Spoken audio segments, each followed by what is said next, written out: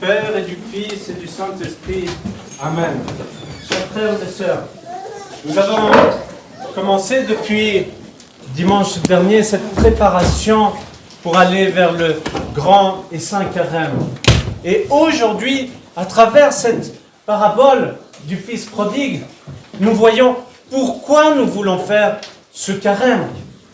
Ce passage de l'Évangile est tellement magnifique, est tellement fort, est tellement rempli d'amour, où nous voyons que ce Père attend son Fils. En effet, il donne à ses enfants, partage son héritage, et nous voyons ce Fils qui va prendre cet héritage pour partir et pour consommer tout cet héritage, sans penser une seule seconde que ce soit à sa famille, que ce soit à Dieu, que ce soit à son prochain. Non, il est tourné vers lui-même. Et vous voyez, nous sommes tous dans cet esprit d'une certaine façon. Nous construisons des murs pour avoir cette séparation avec Dieu. Et nous sentons petit à petit cet éloignement, non pas de Dieu, mais de nous-mêmes. Nous sommes toujours concentrés sur nous.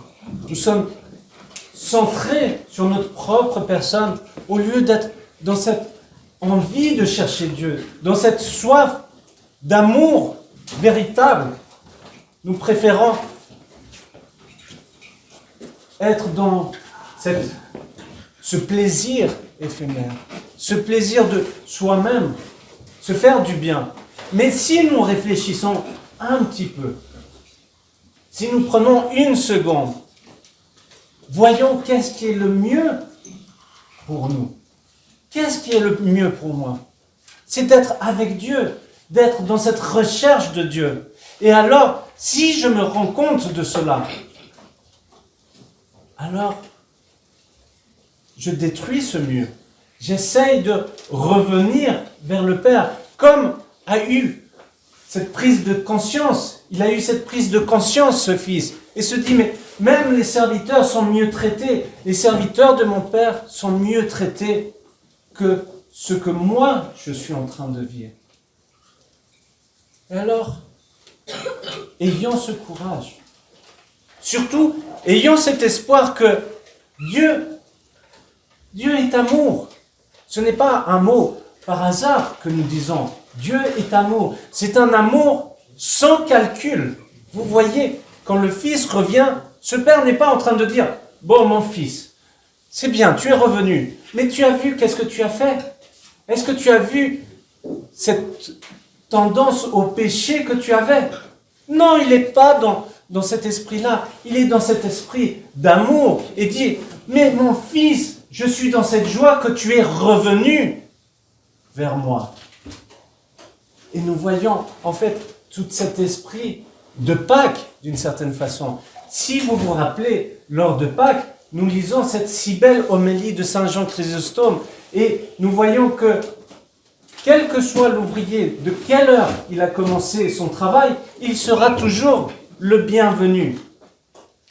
Et encore une fois, ce n'est pas dans cet esprit de calcul. Ah, tu as travaillé dès la première heure, tu auras plus, toi moins parce que tu as commencé à la dernière heure. Non, tous seront bienvenus, seront accueillis dans ce buffet nuptial, ce buffet avec Dieu et pour Dieu.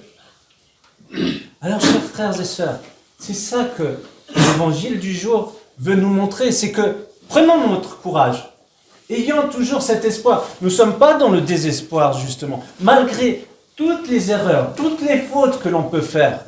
Ne soyons pas dans ce désespoir, mais plutôt dans cet espoir. Et je vais vers le Père. Je veux vivre avec lui. Je veux vivre avec lui, avec son amour, pour son amour. Et alors, je fais ce cheminement. Je fais ce cheminement du grand carême qui est là pour nous aider, qui est un soutien, qui est un support pour nous. Et oui, à travers le grand carême, je reprends conscience d'une certaine façon de ma faiblesse. Je reprends conscience que je suis pécheur. Bien sûr que je suis pécheur. Mais j'aime Dieu et j'ai cet espoir. Je veux progresser, je veux aller vers lui. Et comment aller vers lui? Déposant tous nos soucis, comme nous disons dans la liturgie. Tout ce fardeau, déposons-le auprès de Dieu. Et alors, ce jeûne, alors ces prières, ces offices de carême sont là, non pas comme un fardeau, mais plutôt quelque chose qui va me porter, qui va m'encourager, qui va faire que j'ai envie de vivre et de centrer toute ma vie sur Dieu. Que soit lui le centre de ma vie. Plus moi qui soit le centre de ma vie, mais Dieu. Et alors, c'est toute cette joie qui apparaît. Le carême n'est pas quelque chose de triste. C'est quelque chose de joyeux. C'est quelque chose qui nous porte. C'est quelque chose qui nous encourage. Parce que, oui, je ressens cet amour pour Dieu. Mais alors, j'ai envie de montrer moi aussi cet amour pour Dieu.